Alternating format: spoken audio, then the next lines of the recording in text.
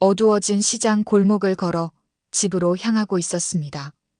주머니에는 오늘도 적자인 가게 장부가 무겁게 들어 있었죠. 그때 골목 입구에 서 있는 한 남자가 보였습니다. 낡은 모자를 눌러 쓴 그 사람이 천천히 고개를 들었을 때 제 심장은 멈췄습니다. 혜정아, 5년 전 화장터에서 제가 되어 바다에 뿌려진 남편의 목소리였습니다. 교통사고로 세상을 떠났다던 남편 최경호가 제 앞에 살아 숨쉬고 있었습니다. 어떻게 이럴 수가? 제 눈에서 눈물이 흘렀지만 그것이 기쁨의 눈물인지 배신감의 눈물인지 저도 알 수 없었습니다. 남편의 장례식 날 검은 옷을 입고 딸 지수의 손을 꼭 잡았던 기억이 생생한데 그가 지금 제 앞에 서 있었습니다. 그날 밤 저는 알았습니다. 남편은 정의를 위해 가족을 버렸단 사실을. 5년 전 우리를 버리고 간 남편의 편에 설 것인가 아니면 그들이 제시한 새로운 삶을 택할 것인가. 그날 저는 결심했습니다. 더 이상 누군가의 희생양이 되지 않겠다고. 제 인생을 제 손으로 되찾겠다고. 그리고 그 결정이 제 삶을 완전히 바꿔놓았습니다. 사연 시작 전에 구독과 좋아요를 눌러주시면 제게 큰 힘이 됩니다. 새벽 5시. 윤혜정은 알람이 울리기도 전에 눈을 떴다. 어둠이 채 가시지 않은 방 안에서 그녀는 잠시 천장을 응시했다. 오늘도 꿈에서 남편을 만났다. 늘 그렇듯 먼 곳에서 손을 흔들며 사라지는 모습이었다. 잠자리에서 일어난 혜정은 세수를 하고 부엌으로 향했다. 냉장고를 열어 어제 절여둔 배추를 꺼냈다. 손끝에 밴 양념 냄새가 익숙했다. 5해 전 남편이 세상을 떠난 후 시작한 반찬 가게는 이제 그녀의 전부였다. 오늘은 열무김치랑 장조림이 좋겠네. 혜정은 중얼거리며 칼을 집어들었다. 마늘을 다지는 손놀림이 능숙했다. 하지만 오늘따라 손이 자꾸 떨렸다. 아침부터 느껴지는 이 불안감은 뭘까? 창밖으로 어둠이 조금씩 물러가고 있었다. 열무를 씻고 양념을 버무리는 동안 혜정의 머릿속은 오늘 할 일로 채워졌다. 반찬 진열하기, 월세 내기, 그리고 딸 지수에게 전화하기. 이번 주말에는 꼭 와야 할 텐데. 혜정은 한숨을 내쉬었다. 요즘 바쁘다는 핑계로 발길을 뜸하게 하는 딸이 서운했다. 그래도 자식이 잘 되는 것이 부모 맘이라고 혜정은 툴툴대면서도 딸의 독립을 응원했다. 가스레인지 위 냄비에서 장조림용 소고기가 보글보글 끓기 시작했다. 달콤한 간장 향이 부엌에 퍼졌다. 혜정은 어느새 자신의 손이 멈춰 있음을 깨달았다. 남편이 좋아하던 냄새였다. 여보, 오늘도 잘 지내시죠? 혜정은 습관처럼 중얼거렸다. 대답은 없었다. 단지 아침 햇살만이 부엌 창문을 통해 그녀의 얼굴을 비추었다. 반찬을 용기에 담으며 혜정은 오늘 매출을 계산해 봤다.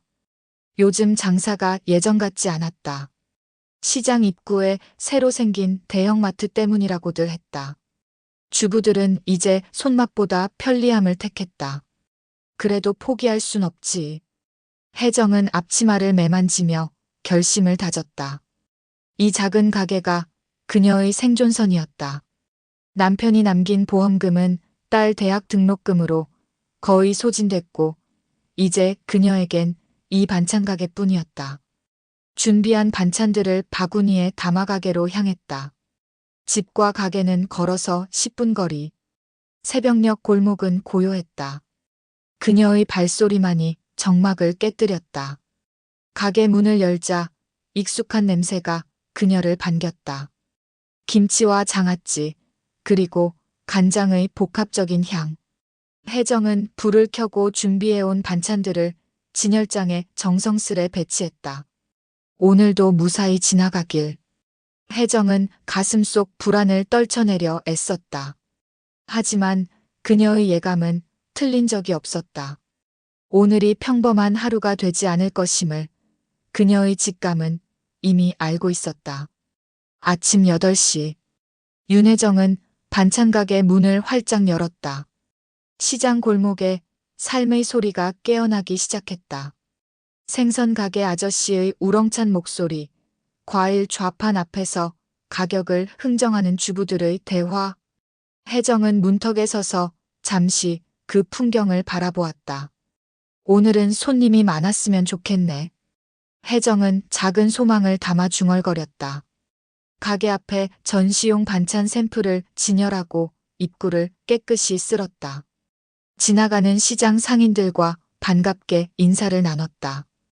그들은 모두 혜정의 처지를 알고 있었다. 혜정 씨, 오늘 김치 잘 됐네. 감사합니다, 사장님. 이번에 좋은 배추가 들어와서요. 그러나 9시가 되고 10시가 되어도 가게는 한산했다. 창가에 기대 앉은 혜정은 멍하니 시장 입구를 바라보았다. 예전에는 이맘때쯤이면 점심 준비하는 주부들로 북적였는데 11시 반, 드디어 첫 손님이 들어왔다. 오랜 단골인 박순자 할머니였다. 아이고, 혜정이. 장사 잘 돼? 할머니, 어서 오세요. 그럭저럭 지내죠, 뭐. 요새 그 큰 마트 때문에 장사들 다 죽는다더라. 혜정이도 힘들지? 혜정은 애써 미소를 지었다. 괜찮아요, 할머니. 저희 반찬은 손맛이 있으니까요. 할머니는 총각김치와 멸치볶음을 조금씩 사갔다. 예전에는 항상 대여섯 가지를 사가던 단골이었는데 혜정은 서글픔을 감추고 정성껏 포장했다. 요새 나도 형편이 좀 그래서. 미안하다, 혜정아. 아니에요, 할머니. 자주 오셔서 감사해요. 할머니가 떠나고 가게는 다시 정막에 잠겼다. 혜정은 진열대를 닫고 재료를 다듬고 내일 판매할 밑반찬을 준비하며 시간을 보냈다. 창문 너머로 사람들이 지나다녔지만 그들은 혜정의 가게를 그저 스쳐 지나갔다. 점심시간이 되자 혜정은 작은 도시락을 펼쳤다. 아침에 준비한 반찬과 밥 한 공기가 전부였다. 경호가 살아있을 때는 항상 둘이 마주 앉아 식사를 했었다. 그 기억이 문득 찾아와 가슴을 쓸쓸하게 했다. 오후 3시 혜정은 한숨을 내쉬며 장부를 펼쳤다. 숫자들이 말해주는 현실은 냉혹했다. 작년보다 매출이 반 토막난 그래프를 보며 그녀는 입술을 깨물었다. 이러다 가게 문 닫는 거 아닌가. 시장 건너편에 자리한 대형마트를 바라보았다. 깔끔한 외관과 화려한 세일 문구가 눈에 들어왔다. 작년 겨울에 들어선 그 마트는 시장의 생기를 빨아들이는 것 같았다. 오후 5시 또 한 명의 손님이 들어왔다. 중년 여성이었다. 여기 반찬 맛있다고 해서 왔어요. 어서 오세요. 뭐 필요하신 거 있으세요? 된장찌개용 재료 좀 주세요. 혜정은 정성껏 재료를 골라 담았다. 작은 구매였지만 그녀에겐 소중했다. 여기 조금 더 넣어드릴게요. 첫 방문 서비스예요. 고마워요. 근데 장사가 많이 어려워 보이네요. 혜정은 잠시 말문이 막혔다가 솔직하게 대답했다. 네, 요새 좀 힘들어요.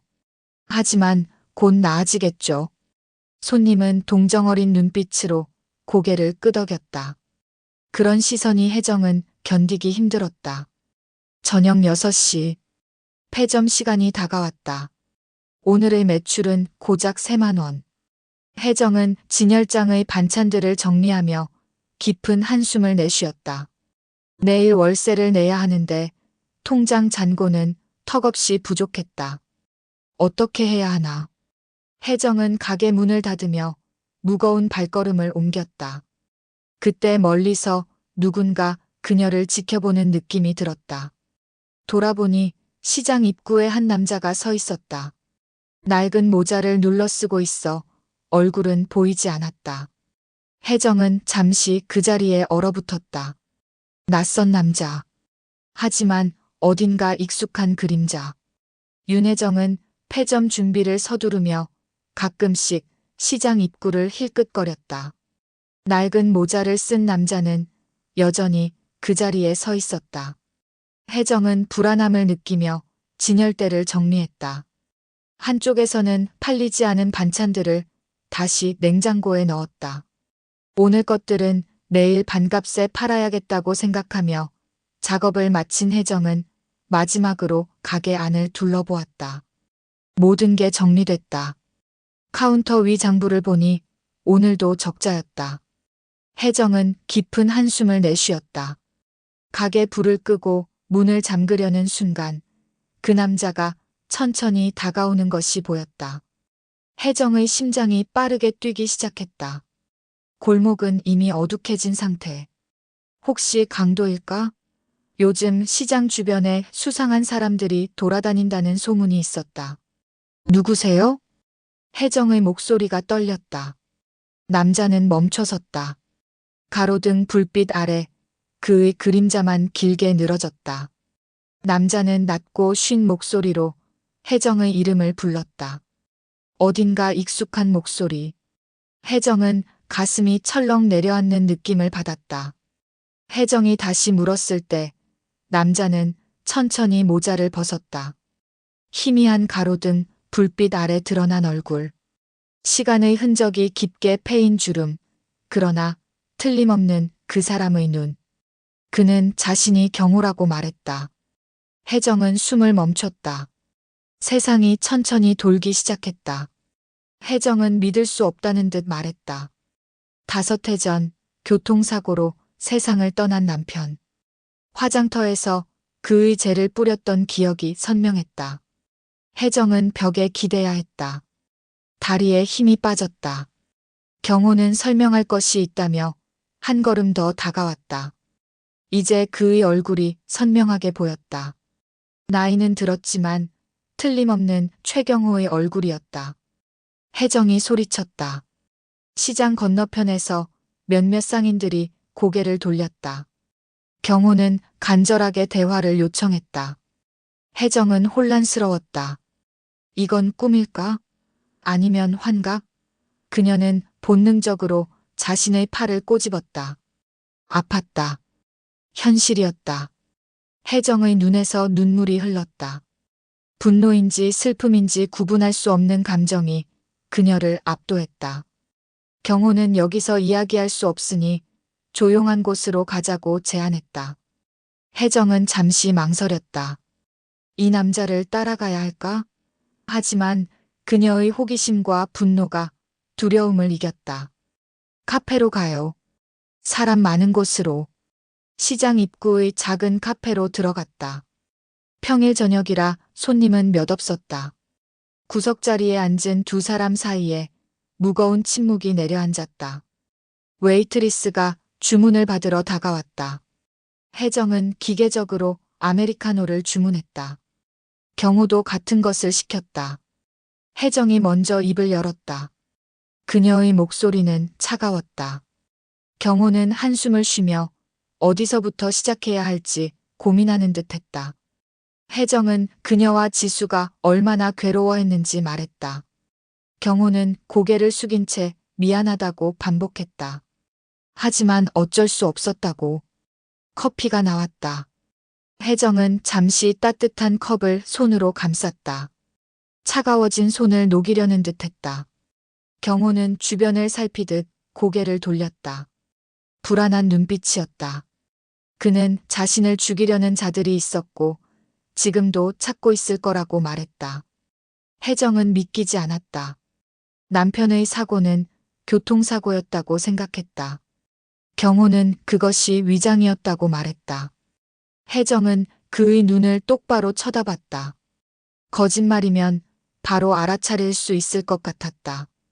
그녀는 그가 정말 최경호라는 증명을 요구했다. 경호는 주머니에서 작은 사진 한 장을 꺼냈다. 그들의 결혼식 날 찍은 사진이었다. 사진 뒷면에는 혜정만 알 수 있는 문구가 적혀 있었다. 사진을 손에 쥔 혜정은 떨렸다. 이 사진은 그녀의 침대 머리맡에 있던 것이었다. 오직 그녀와 남편만 아는 문구. 혜정이 어떻게 된 일인지 물었을 때 경호는 깊은 숨을 들이쉬었다. 이제 모든 것을 말해야 할 시간이었다. 카페의 조명이 두 사람의 얼굴을 희미하게 비추었다. 윤혜정은 맞은편에 앉은 남자를 바라보았다. 죽은 줄 알았던 남편, 최경호. 그의 얼굴은 예전보다 야위었고 눈가와 입가에 주름이 깊게 패여 있었다.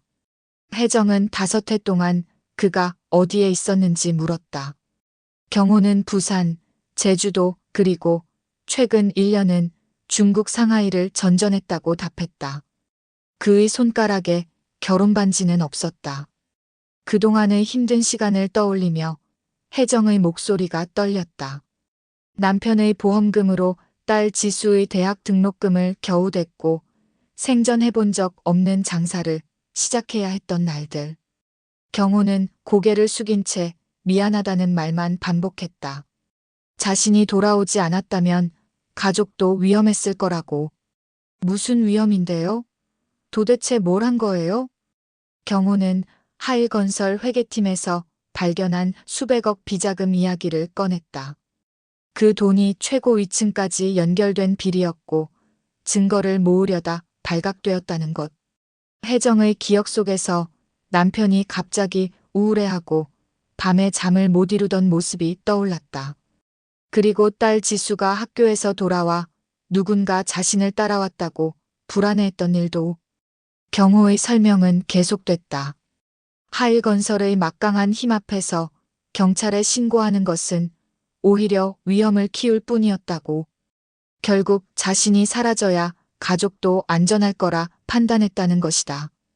눈물을 머금은 경호는 최근 하일건설 회장이 죽고 권력 구도가 바뀌는 틈을 타 진실을 밝히고 싶었다고 했다. 그리고 가족이 너무 보고 싶었다는 말도 덧붙였다. 증거로는 숨겨온 회계장부와 녹음 파일이 있고 가장 중요한 원본 문서는 회사 창고에 숨겨두었다고 했다. 혜정에겐 이 모든 이야기가 영화의 한 장면처럼 비현실적으로 느껴졌다. 이해하기 힘들어요. 지금 당장은. 그녀는 자리에서 일어났다. 당장은 더 이상 말하고 싶지 않았다. 정리할 시간이 필요했다. 혜정은 경호에게 시장 뒤편 여관에서 하룻밤 묵고 내일 다시 이야기하자고 제안했다. 경호는 미안하다는 말을 건넸지만 혜정은 지금은 시간이 필요하다고 대답했다. 집으로 돌아오는 길 혜정의 머릿속은 복잡한 생각으로 가득 찼다. 5해 동안 그녀를 괴롭혔던 상실감, 배신감, 그리고 이제 다시 나타난 남편에 대한 혼란스러운 감정들. 현관문을 열고 들어선 혜정은 어두운 집안을 바라보았다. 오랫동안 혼자 살아온 공간. 벽에 걸린 가족 사진 속 경호의 미소가 그녀를 바라보는 것 같았다. 침실로 들어간 혜정은 서랍을 열었다. 그곳에 깊숙이 넣어둔 남편의 사진을 꺼냈다. 행복했던 시간들의 증거. 그리고 그 옆에는 장례식 날 찍은 영정사진이 있었다. 전화기가 울렸다. 딸 지수였다. 혜정은 잠시 전화를 바라보다 깊은 숨을 들이쉬었다. 지수는 주말에 방문하겠다고 했다. 혜정은 평소처럼 대답했지만 지수에게 이 사실을 어떻게 전해야 할지 그녀는 아직 준비가 되지 않았다. 밤이 깊어갔다. 혜정은 잠들지 못한 채 천장을 바라보았다. 내일 아침 그녀는 어떤 결정을 내려야 할까? 다시 나타난 남편을 받아들일 것인가? 아니면 지난 5년처럼 홀로 살아갈 것인가? 창밖으로 달빛이 흘러들어왔다. 같은 달을 바라보며 경호도 잠 못 이루고 있을까? 혜정은 눈을 감았다. 오늘 밤 그녀의 인생은 다시 한번 흔들리고 있었다. 다음 날 아침 윤혜정은 평소보다 일찍 가게 문을 열었다. 잠을 설친 눈가에 피로가 가득했지만 일상을 붙잡는 것만이 그녀가 무너지지 않는 방법이었다. 시장은 이른 시간임에도 이미 활기를 띠기 시작했다. 10시가 되자 약속대로 최경호가 가게를 찾아왔다. 그는 어제보다 더 초조해 보였다. 혜정은 손님이 없는 것을 확인하고 가게 문에 잠시 외출 팻말을 걸었다. 가게 뒤편의 작은 공간으로 들어간 두 사람. 혜정은 테이블 위에 간단한 차를 준비했다. 경호는 낡은 가방에서 서류 봉투를 꺼냈다. 이게 내가 가지고 있는 증거의 일부야. 경호는 회계장부와 메모들을 펼쳤다. 혜정은 숫자들과 기업 내부 문서들을 이해할 수 없었지만 그것들이 중요한 것임을 직감했다. 경호의 설명이 이어졌다. 그는 하일건설의 회계팀 부장으로 일하며 회사의 자금 흐름을 관리했다. 처음에는 몇몇 이상한 거래를 발견했을 뿐이었다. 하지만 조금씩 파고들수록 그것이 단순한 회계 오류가 아니라는 것을 깨달았다. 수백억 원의 자금이 페이퍼 컴퍼니로 빠져나가고 있었다. 그 돈은 정치인들에게 뇌물로 또는 고위 임원들의 비자금으로 사용되고 있었다. 경호는 이 사실을 직속 상관에게 보고했다. 그러나 돌아온 것은 승진 제안과 함께 입단속 요구였다. 혜정은 경호의 이야기를 들으며 오래된 기억들이 되살아나는 것을 느꼈다. 남편이 밤마다 서재에 틀어박혀 무언가를 끊임없이 뒤적이던 모습. 갑자기 예민해져 작은 소리에도 놀라던 일들. 경호의 이야기는 계속됐다. 그가 승진을 거부하고 진실을 밝히려 하자 하일건설은 그를 회사에서 내쫓았다. 하지만 그것은 시작에 불과했다. 얼마 지나지 않아 그의 차를 검은 승용차가 미행하기 시작했고 집 주변에도 수상한 사람들이 나타났다. 결정적인 위협은 지수가 대학에서 돌아오는 길을 누군가 미행했다는 사실을 알게 됐을 때였다. 경호는 가족의 안전을 위해 극단적인 선택을 했다. 자신의 죽음을 위장한 것이다. 그날 밤 회사 창고에서 마지막 증거를 확보하려 했어. 하지만 그들이 먼저 알아차렸어. 교통사고는 실제로 일어났다. 하지만 그것은 그를 죽이기 위한 시도였다. 다행히 경호는 간신히 목숨을 건졌고 의식이 돌아왔을 때 그는 결심했다. 이 기회를 이용해 자신의 죽음을 위장하기로. 당신이 진짜 경호 맞아요? 혜정의 질문에 경호는 조용히 고개를 끄덕였다. 그는 소매를 걷어올려 팔에 있는 흉터를 보여주었다. 그들의 첫 여행에서 바위에 긁혀 생긴 상처였다. 혜정만이 알고 있는 흉터. 경호는 계속해서 지난 5년간의 이야기를 들려주었다. 처음에는 부산의 작은 항구 마을에 숨어 지냈다. 가끔은 혜정과 지수가 너무 그리워 몰래 서울로 올라와 멀리서 그들을 지켜보기도 했다. 하지만 가까이 다가가면 위험할 것을 알기에 항상 그림자처럼 머물렀다. 왜 지금 돌아온 거예요? 경호는 최근 하일건설 회장이 갑작스럽게 사망했다고 설명했다. 심장마비로 공식 발표됐지만 내부에서는 권력투쟁이 격화되고 있다는 소문이 있었다. 이 혼란한 틈을 타 진실을 밝힐 기회라고 판단했다는 것이다. 혼자서는 할 수 없어. 회사 창고에 남아있는 원본 문서가 필요해. 혜정은 경호의 말을 곱씹었다. 5년 동안의 고통, 그리고 지금도 여전히 진행 중인 위험. 그녀는 아직도 경호를 완전히 믿을 수 없었다. 하지만 그의 이야기가 진실임을 본능적으로 느꼈다. 내가 뭘 어떻게 도와야 한다는 거예요? 경호는 조심스럽게 계획을 설명했다. 하일건설 본사 근처의 오래된 창고.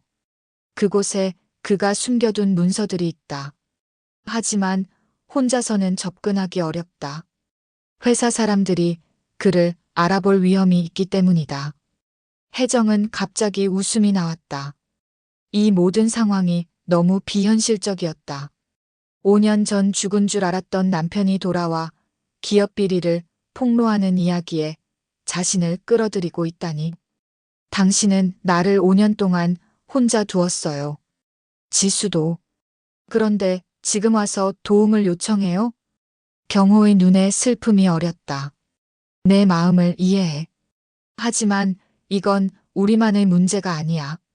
수많은 사람들이 하일건설의 비리로 피해를 봤어. 앞으로도 그럴 거고. 혜정은 창밖을 바라보았다. 시장 골목을 지나는 사람들. 평범한 일상을 살아가는 사람들. 그녀도 그저 그런 평범한 삶을 원했을 뿐이었다. 경호는 자리에서 일어났다. 그는 테이블 위에 작은 종이를 놓았다. 전화번호였다. 생각할 시간이 필요하다는 거 알아. 이 번호로 연락해줘. 하지만 서두르는 게 좋을 거야. 그들도 움직이고 있으니까. 혜정은 종이를 바라보았다. 이 작은 종이가 그녀의 삶을 다시 한번 뒤흔들 것이라는 예감이 들었다.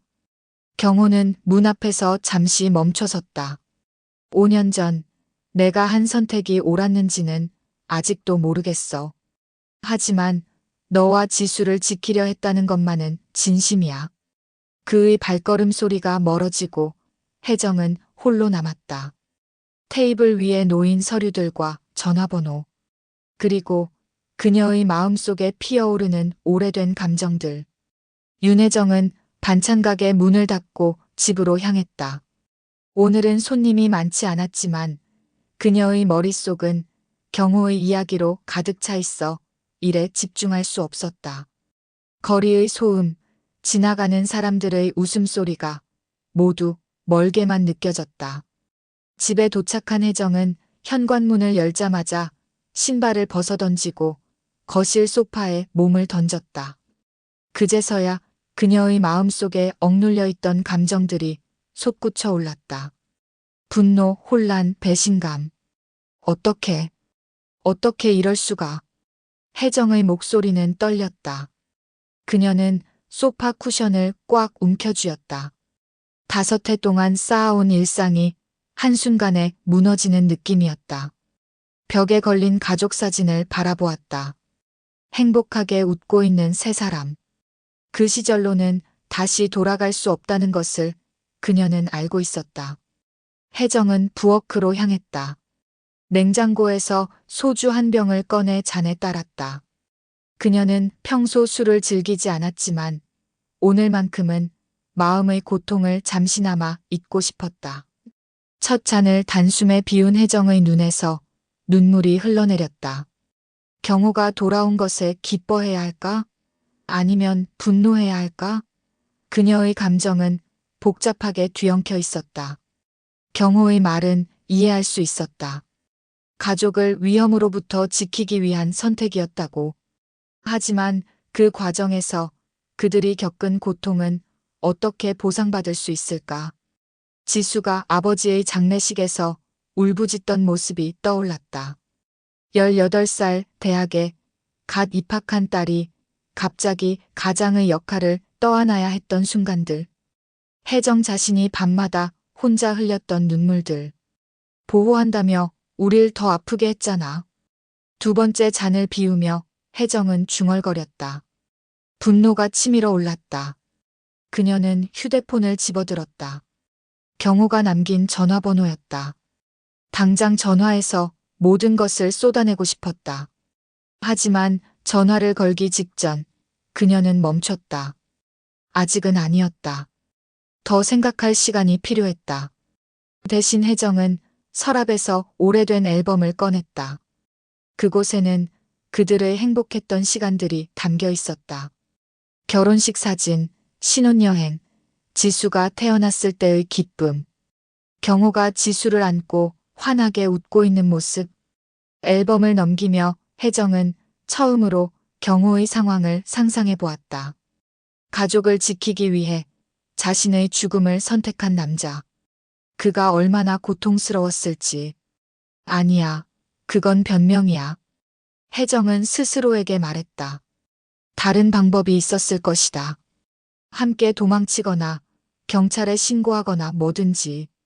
가족을 버리고 혼자 도망친 것은 용서받을 수 없는 일이었다.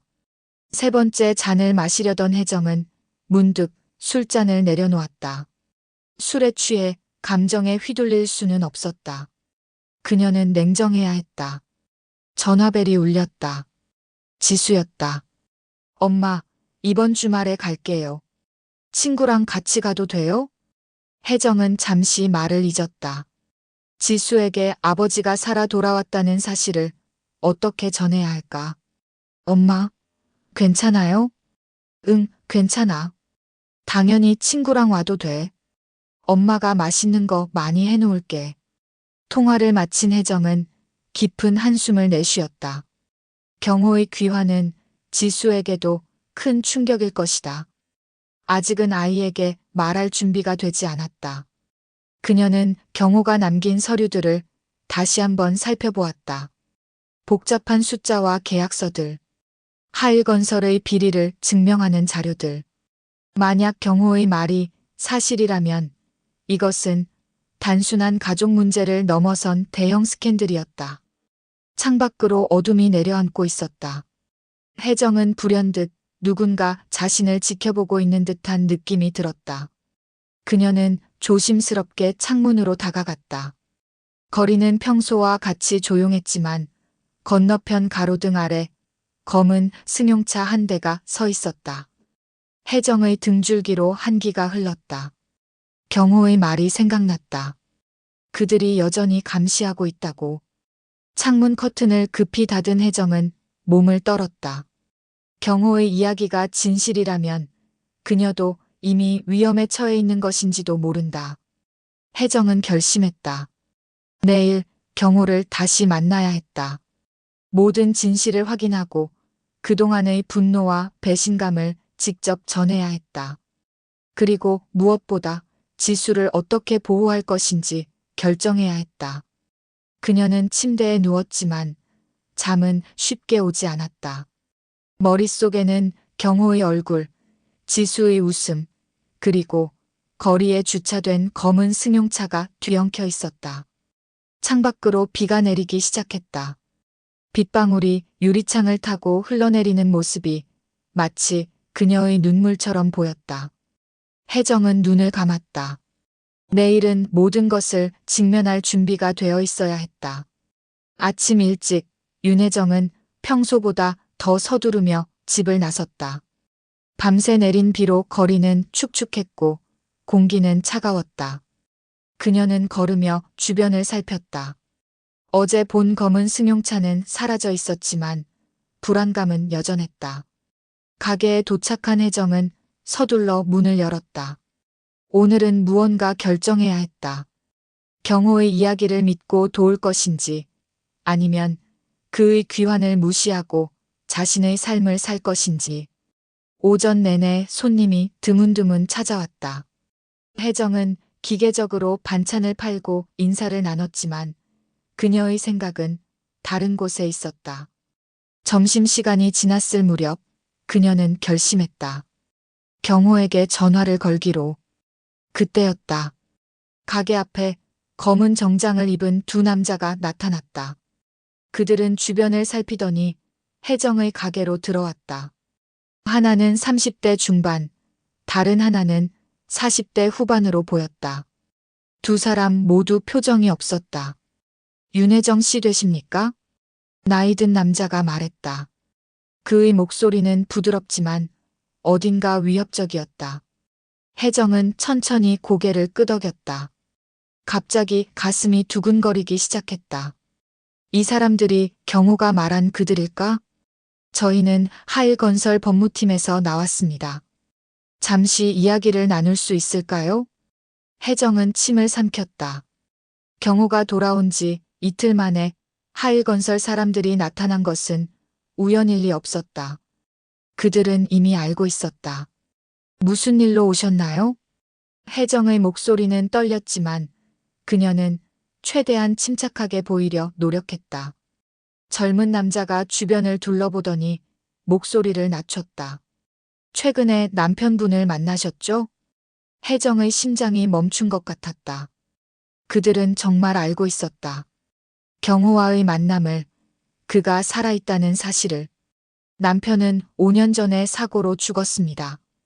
혜정은 단호하게 대답했다. 나이든 남자의 입가에 미소가 번졌다. 혜정 씨, 우리 모두 진실을 알고 있습니다.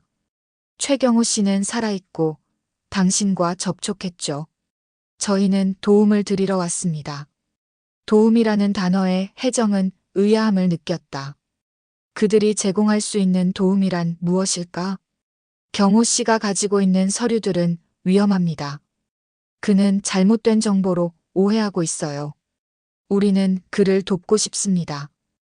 혜정은 말없이 그들을 바라보았다. 그들의 말 한마디 한마디가 거짓으로 느껴졌다. 남편이 살아있다면 제가 가장 먼저 알았을 거예요. 죄송하지만 도와드릴 수 없네요. 혜정이 단호하게 말했다. 두 남자는 서로 눈빛을 교환했다. 나이든 남자가 가방에서 봉투 하나를 꺼냈다. 이해합니다. 하지만 만약 경호 씨를 만나게 된다면 이것을 전해주세요. 우리는 그를 해치려는 게 아닙니다. 오히려 보호하고 싶습니다. 혜정은 봉투를 받지 않고 그대로 서 있었다. 남자는 봉투를 카운터 위에 올려두었다. 그리고 혜정 씨를 위한 선물도 준비했습니다. 젊은 남자가 또 다른 봉투를 꺼냈다. 두꺼운 봉투였다. 그는 봉투를 살짝 열어 내용물을 보여주었다. 현금 뭉치였다. 이건 작은 성의입니다. 당신의 가게가 어려움을 겪고 있다는 걸 알고 있어요. 이것으로 월세도 내시고 딸 지수 씨 학비도 보태시면 좋을 것 같습니다. 혜정은 숨을 들이켰다. 그들이 지수까지 알고 있다니. 공포가 그녀의 등을 타고 올라왔다. 사양하겠습니다. 제 가게는 잘 되고 있어요. 혜정은 단호하게 말했다. 나이든 남자의 미소가 사라졌다. 혜정 씨, 우리는 친구가 될 수 있습니다. 아니면 그 반대도 가능하고요. 그의 목소리에 담긴 위협을 혜정은 놓치지 않았다. 하지만 그녀는 물러서지 않았다. 손님 아니시면 나가주세요. 장사해야 합니다. 두 남자는 잠시 혜정을 바라보았다. 그들의 눈빛이 차갑게 변했다. 명함 드리겠습니다. 생각이 바뀌시면 연락 주세요. 젊은 남자가 명함을 카운터에 올려두었다. 하일건설 법무팀 박진호라고 쓰여 있었다. 혜정 씨, 작은 반찬 가게에서 혼자 사는 것보다 훨씬 나은 삶을 살 수 있어요. 현명한 선택하시길 바랍니다. 두 사람은 가게를 나섰다. 혜정은 그들이 검은 승용차에 오르는 것을 창문 너머로 지켜보았다. 그것은 어젯밤 그녀의 집 앞에 있던 것과 같은 차였다. 카운터 위에 놓인 두 봉투와 명함. 혜정은 그것들을 바라보았다. 갑자기 모든 것이 너무 현실적으로 다가왔다. 경호의 이야기는 환상이 아니었다. 하일건설은 정말로 그를 쫓고 있었고 이제 그녀까지 위험에 처했다. 혜정은 손을 떨며 휴대폰을 꺼냈다. 경호에게 전화를 걸어야 했다. 하지만 그 순간 또 다른 생각이 머릿속을 스쳤다. 만약 그들이 자신의 전화를 도청하고 있다면 그녀는 천천히 봉투를 집어들었다. 첫 번째 봉투에는 경호를 위한 메시지가 담겨 있었다. 하일건설은 당신을 용서할 준비가 되어 있습니다. 돌아오십시오. 두 번째 봉투에는 현금 5천만 원이 들어 있었다. 혜정은 경악했다. 이것은 단순한 회사 비리가 아니었다. 이들이 이토록 필사적인 것을 보면 경호가 가진 정보는 정말로 위험한 것이 틀림없었다. 가게 문을 서둘러 닫은 혜정은 가방을 챙겼다. 그녀는 공중전화를 찾아야 했다. 경호에게 연락해 상황을 알려야 했다. 그리고 무엇보다 지수의 안전을 확보해야 했다. 거리로 나선 혜정은 주변을 살폈다. 검은 승용차는 보이지 않았지만 이제 그녀는 알고 있었다. 자신이 감시받고 있다는 사실을. 하일건설의 그림자가 그녀의 일상을 침범하기 시작했다. 윤혜정은 경호와의 통화 후 더욱 불안해졌다. 경호는 하일건설 사람들의 방문 소식을 듣자마자 즉시 만나자고 했다. 이번에는 안전한 장소로. 퇴근 후 혜정은 경호가 알려준 주소로 향했다. 시내에서 조금 떨어진 조용한 카페였다. 혜정은 주변을 살피며 조심스럽게 카페에 들어섰다. 경호는 이미 구석자리에 앉아 있었다. 경호는 미행 여부를 물었고 혜정은 안전하게 왔다고 대답했다. 그녀는 시장에서 버스를 타고 2번 환승한 후 카페 주변을 한 바퀴 돌아 확인했다. 경호는 봉투 내용물을 자세히 살펴보았다. 하일건설의 제안과 거액의 현금.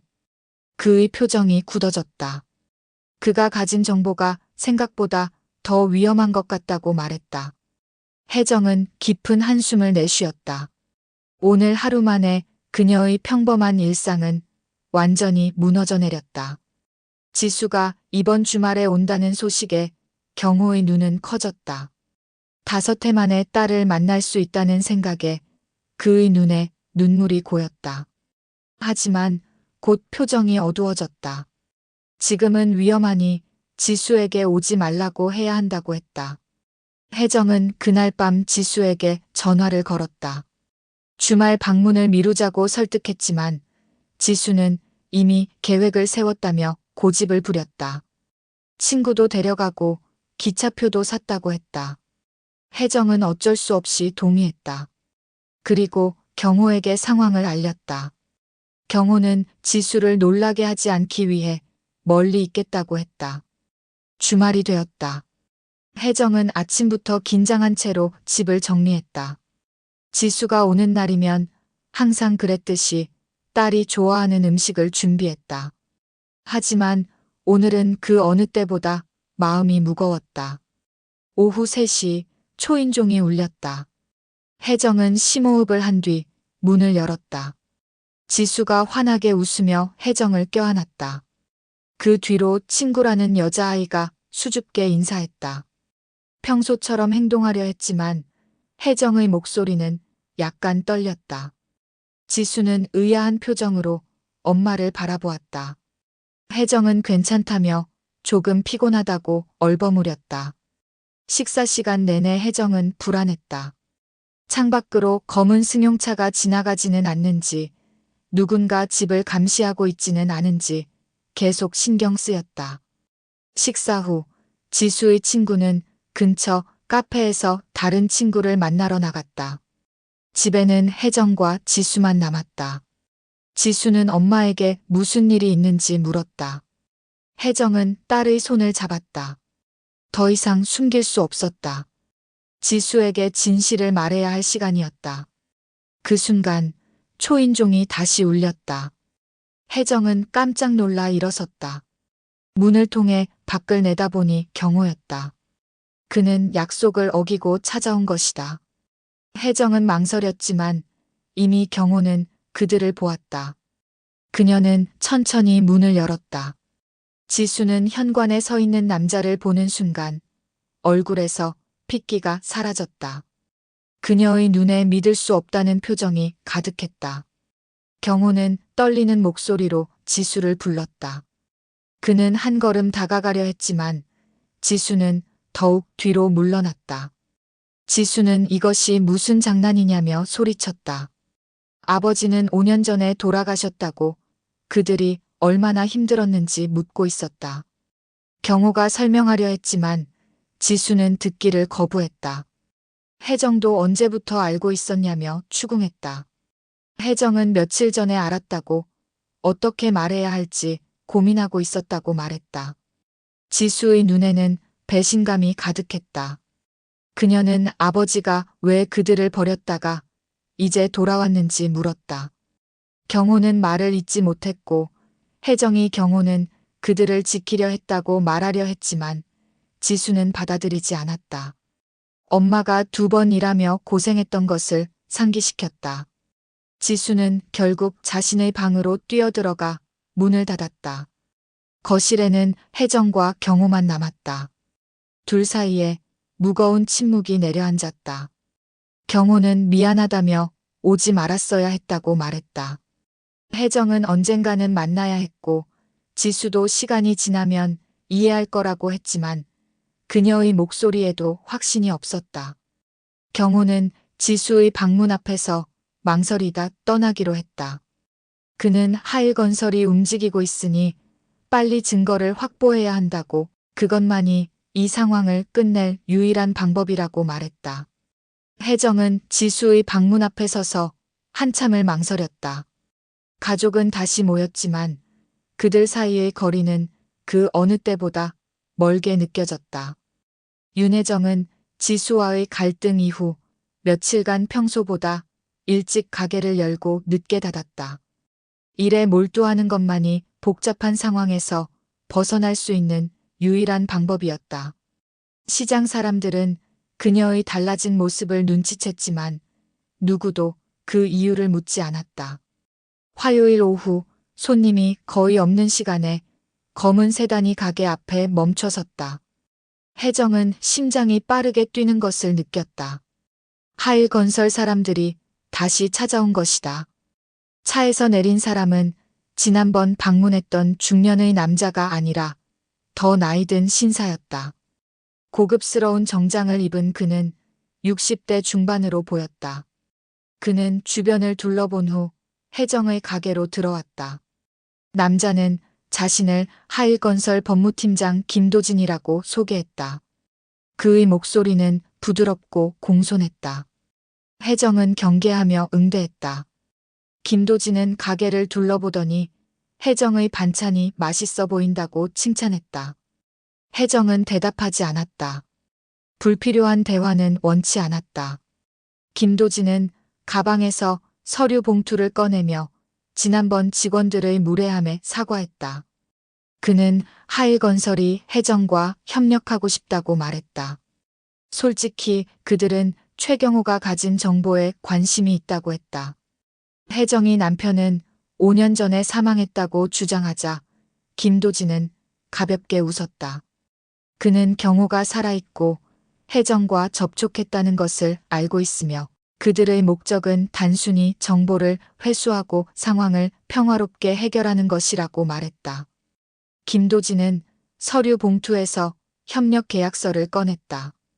혜정이 남편의 행방을 알려주면 하일건설은 상당한 보상을 제공하겠다는 내용이었다. 계약서 마지막 페이지에는 10억 원이라는 금액이 적혀 있었다. 혜정은 숫자를 보고 눈을 크게 떴다. 김도진은 그 외에도 혜정의 사업 지원, 지수의 취업 보장 등 다양한 혜택이 포함되어 있다고 설명했다. 10억 원이면 혜정의 모든 경제적 문제를 해결할 수 있는 금액이었다. 그러나 김도진의 목소리는 갑자기 차가워졌다. 제안을 거절한다면 일이 복잡해질 수 있다고 했다. 혜정의 가게에 세무조사가 들어올 수도 있고 시장 재개발이 급작스럽게 추진될 수도 있으며 무엇보다 지수의 취업 시장이 갑자기 어려워질 수도 있다고 했다. 혜정은 분노가 치밀어 오르는 것을 느꼈다. 김도진의 말은 노골적인 위협이었다. 그러나 그는 이것이 협박이 아니라 현실을 말하는 것뿐이라고 주장했다. 혜정은 깊은 숨을 들이마시고 생각할 시간이 필요하다고 말했다. 김도진은 만족스럽게 미소 지으며 48시간의 시간을 주겠다고 했다. 그는 명함을 테이블 위에 올려두고 혜정에게 현명한 선택을 하라고 조언했다. 이것은 그녀와 지수의 미래를 위한 기회이며 경호는 이미 자신의 선택을 했고 그 결과로 5년간 그들이 고통받았다고 말했다. 김도진이 떠난 후 혜정은 한동안 그 자리에 서 있었다. 테이블 위에는 명함과 또 다른 봉투가 놓여 있었다. 그 안에는 10억 원의 계약금으로 보이는 수표가 들어 있었다. 혜정의 손이 떨렸다. 제안은 분명 매력적이었다. 하지만 그 대가는 경호를 배신하고 더 큰 비리를 은폐하는데 가담하는 것이었다. 그녀는 경호에게 연락해야 했지만 가게 전화나 자신의 휴대폰은 이미 도청되었을 가능성이 높았다. 혜정은 명함과 봉투를 가방에 넣고 가게 문을 닫았다. 그녀는 근처 공중전화를 찾아 걸었다. 공중전화에서 혜정은 경호에게 상황을 설명했다. 경호는 하일건설이 이제 정말 필사적이라며 그들의 제안을 받아들인 후에도 혜정을 그냥 두지 않을 것이라고 경고했다. 혜정은 그들의 위협을 무시할 수 없다고 말했다. 경호는 더 이상 기다릴 수 없으니 내일 밤 하일건설 창고에 가서 남은 증거를 확보하자고 제안했다. 위험하지만 지금이 아니면 기회가 없을지도 모른다는 것이었다. 혜정은 결심했다. 그녀는 더 이상 도망칠 수 없었다. 이 상황을 끝내기 위해서는 경호와 함께해야 했다. 경호가 위험하다고 만류했지만 혜정은 혼자 가는 것이 더 위험하다며 함께 가겠다고 했다. 전화를 끊은 후 혜정은 집으로 향했다. 내일 밤 그녀의 선택이 모든 것을 바꿀 것이다. 하일건설의 제안을 받아들이고 평화로운 삶으로 돌아갈 것인가? 아니면 진실을 위해 위험을 감수할 것인가? 그녀의 마음은 이미 정해져 있었다. 윤혜정은 잠들지 못했다. 김도진이 두고 간 봉투와 명함이 그녀의 머릿속을 맴돌았다. 10억 원. 그 돈이면 지수의 미래도 자신의 노후도 해결할 수 있었다. 하지만 그 대가로 경호를 배신해야 했다. 새벽녘 혜정은 침대에서 일어나 서랍을 열었다. 그곳에는 오래된 통장 하나가 있었다. 남편이 남긴 보험금으로 시작한 반찬가게. 처음에는 꽤 잘 되는 듯했다. 하지만 대형마트가 들어서면서 매출은 급감했고 이제는 월세도 힘겨운 상황이었다. 아침이 되자 혜정은 평소처럼 가게로 향했다. 하지만 오늘은 모든 것이 달라 보였다. 시장 입구의 대형마트, 그녀의 작은 가게, 그리고 매일 반복되는 일상이 모두 무의미하게 느껴졌다. 오전 내내 혜정은 하일건설의 제안을 곱씹었다. 그들의 위협은 분명했다. 세무조사, 시장 재개발, 지수의 취업 문제. 모두 현실이 될 수 있는 것들이었다. 점심시간, 단골 손님이 찾아왔다. 오랫동안 혜정의 반찬을 사가던 할머니였다. 할머니는 혜정의 안색이 좋지 않다며 걱정했다. 혜정은 괜찮다고 웃어 보였지만 마음속은 복잡했다. 오후가 되자 갑자기 비가 내리기 시작했다. 손님들이 뜸해진 틈을 타 혜정은 장부를 펼쳤다. 빨간색으로 표시된 숫자들이 눈에 들어왔다. 적자가 계속되고 있었다. 창밖으로 지나가는 사람들을 바라보며 혜정은 생각에 잠겼다. 경호는 5년 전 정의를 위해 가족을 버렸다. 그리고 지금 그녀 역시 같은 선택의 기로에 서 있었다. 혜정은 핸드폰을 꺼내 지수의 사진을 보았다. 졸업식 날 찍은 사진이었다. 딸의 환한 미소가 그녀의 마음을 더욱 무겁게 했다. 저녁이 되어 가게 문을 닫으며 혜정은 문득 경호의 마지막 말을 떠올렸다. 하일건설이 48시간을 준 것은 증거를 옮기려는 계획일 수도 있다는 것. 만약 그렇다면 내일 밤이 마지막 기회일지도 몰랐다. 집으로 돌아가는 길 혜정은 발걸음을 멈추고 하늘을 올려다보았다. 비는 그쳤지만 구름이 잔뜩 끼어 있었다. 마치 그녀의 마음처럼. 침대에 누운 혜정은 결심했다. 내일 밤 경호와 함께 하일건설 창고로 가기로. 위험할 것이다. 하지만 이대로 하일건설의 제안을 받아들인다면 그녀는 평생 후회할 것이다. 창밖으로 달빛이 희미하게 비쳐들었다. 내일 밤이면 모든 것이 끝날 것이다.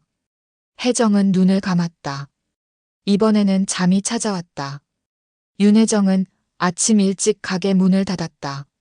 오늘은 몸이 좋지 않다는 핑계를 대며 시장 상인들의 물음을 피했다. 집으로 돌아온 그녀는 오래된 운동화를 꺼내 신었다. 오늘 밤엔 움직이기 편한 복장이 필요했다. 해가 저물기 시작했다. 혜정은 거울 앞에서 검은색 옷을 입어보았다. 평소와는 다른 모습이었다. 마치 영화 속 장면 같았다. 그녀는 가방에 손전등과 물병을 넣었다. 혹시 모를 상황에 대비해 비상약도 챙겼다. 창밖을 내다보니 하늘이 잔뜩 흐려 있었다. 비가 올 것 같은 날씨였다. 어쩌면 좋은 징조일지도 몰랐다. 날이 흐리면 그들의 행동을 숨기기 더 쉬울 테니까. 저녁 8시 경호가 정한 장소에서 만났다. 그는 혜정에게 마지막으로 물었다. 정말 함께 가겠냐고. 혜정은 고개를 끄덕였다. 이미 결정한 일이었다. 하일건설의 창고는 도시 외곽에 있었다. 오래된 공장지대 한복판이었다. 경호의 설명으로는 5년 전 회사가 사용하던 곳이라고 했다. 지금은 거의 버려진 상태였지만 중요한 서류들이 아직 그곳에 남아있을 거라고 했다. 차를 세우고 그들은 조심스럽게 주변을 살폈다. 창고 주변에는 가로등도 없었고 인기척도 없었다. 마치 버려진 섬 같았다. 혜정은 심장이 빠르게 뛰는 것을 느꼈다. 이제 돌아갈 수 없다는 것을 알았다. 하일건설의 제한, 10억 원의 유혹, 그리고 평범한 일상으로 돌아갈 기회. 그녀는 그 모든 것을 뒤로하고 이곳에 왔다. 창고 안으로 들어가기 전 경호는 혜정의 손을 잡았다. 그의 손이 차가웠다. 아니면 혜정의 손이 차가웠는지도 모른다. 둘 다 긴장하고 있었다. 이제 그들은 진실을 찾아 어둠 속으로 걸어 들어가려 했다. 혜정은 깊은 숨을 들이마셨다. 이것이 그녀의 선택이었다. 창고 안은 어두웠다. 혜정의 손전등 빛이 먼지 쌓인 공간을 비추었다. 경호는 조심스럽게 앞장섰다. 그는 5년 전의 기억을 더듬어 금고가 있는 곳으로 향했다. 금고는 창고 구석에 있었다. 낡고 녹슨 모습이었지만 잠금 장치는 여전히 작동했다. 경호가 비밀번호를 눌렀다. 딸의 생일이었다. 금고가 열리고 그 안에서 서류 뭉치가 나왔다. 그때였다. 밖에서 차 소리가 들렸다. 경호는 재빨리 서류를 가방에 넣었다. 손전등을 끄고 숨을 죽였다. 누군가가 창고 문을 열었다. 하일건설의 사람들이었다. 그들은 이미 알고 있었던 것이다. 혜정과 경호는 어둠 속에서 뒷문으로 향했다. 발소리 하나 내지 않으려 애썼다. 비가 내리기 시작했다. 창고를 빠져나온 두 사람은 공장지대의 좁은 골목을 달렸다. 뒤에서 고함 소리가 들렸다. 추격이 시작된 것이다. 골목은 미로처럼 얽혀 있었다. 경호는 혜정의 손을 잡고 이끌었다. 그들은 버려진 공장 건물들 사이를 누비며 도망쳤다. 비는 점점 더 세차게 내렸다. 검은 정장 차림의 남자들이 쫓아왔다. 손전등 빛이 어둠을 가르며 그들을 찾았다. 혜정은 숨이 턱까지 차올랐다. 하지만 멈출 수는 없었다. 골목 하나를 돌자 막다른 길이 나왔다. 높은 철조망이 그들을 가로막았다. 경호는 잠시 망설였다. 뒤에서 발소리가 가까워졌다. 혜정은 철조망을 올려다보았다. 너무 높았다. 하지만 다른 선택지는 없었다. 그들은 서로를 도와 철조망을 넘기 시작했다. 손바닥이 찢어졌다. 옷이 걸려 찢어졌다. 하지만 그들은 멈추지 않았다.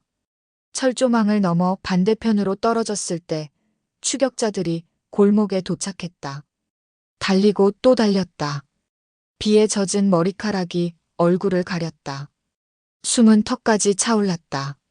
하지만 혜정은 이상하게도 두렵지 않았다. 오히려 오래된 두려움에서 벗어나는 기분이었다. 마침내 그들은 도로가 있는 곳까지 도착했다. 경호는 택시를 잡았다. 뒤에서 추격자들의 발소리가 들렸지만 이미 늦었다. 택시는 빗줄기를 가르며 그들을 어둠 속으로 데려갔다. 다음 날 아침 전국의 주요 언론사에 동시에 폭발적인 뉴스가 터졌다.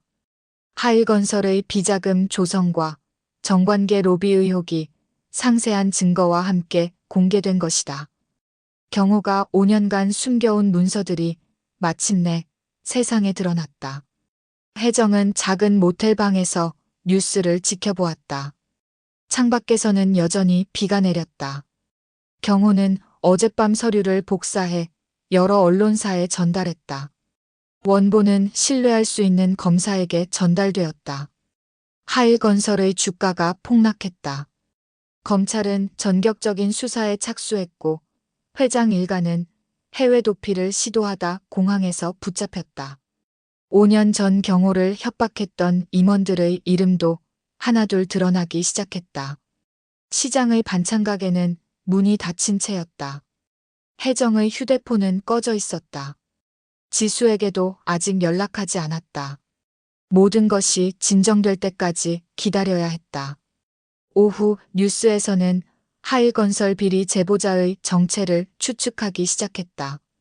5년 전 의문의 죽음을 당했던 회계팀 부장이라는 이야기가 나왔다. 경호의 이름이 언급되었다. 검찰은 기자회견을 열었다. 하일건설의 비리 의혹을 수사하던 중 결정적 증거를 입수했다고 발표했다. 수사는 이미 상당히 진행된 상태였다. 저녁이 되자 하일건설 법무팀장 김도진이 자수했다. 그는 회사의 모든 비리를 증언하겠다고 했다. 도미노처럼 회사 고위 임원들이 하나둘 입을 열기 시작했다. 혜정은 텔레비전을 끄고 창밖을 바라보았다. 비가 그치고 있었다. 5년간의 어둠이 마침내 걷히는 것 같았다. 경호는 곧 자신의 결백을 입증하고 정식으로 돌아올 수 있을 것이다. 그녀의 휴대폰이 울렸다.